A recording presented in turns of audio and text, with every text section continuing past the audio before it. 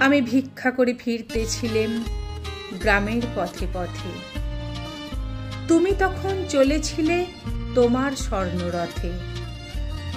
অপূর্ব এক স্বপ্ন সম লাগতেছিল চক্ষে মম।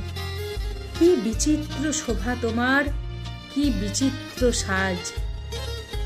আমি মনে ভাবতেছিলেম, এ কোন মহারাজ।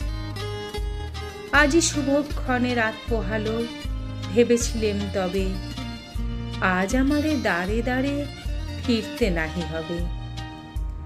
বাহির হতে নাহি হতে কাহার দেখা পেলেম পথে। চলিতে রথ ধনধান্য ছড়াবে দুই ধারে। মুঠা মুঠা কুড়িয়ে নেব, নেব ভারে ভারে। দেখি সহসা রথ থেমে গেল আমার কাছে এসে। আমার মুখ পানে চেয়ে নামলে তুমি হেসে। দেখে মুখের প্রসন্নতা জুড়িয়ে গেল সকল ব্যথা। হেনকালে কিসের লাগি তুমি অকস্মাৎ। আমায় কিছু দাও গো বলে বাড়িয়ে দিলে হাত।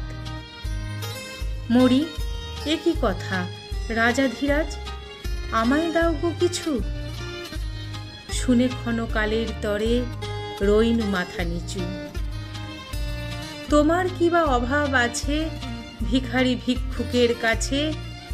এ কেবল কৌতুকের বশে আমায় প্রবঞ্চনা।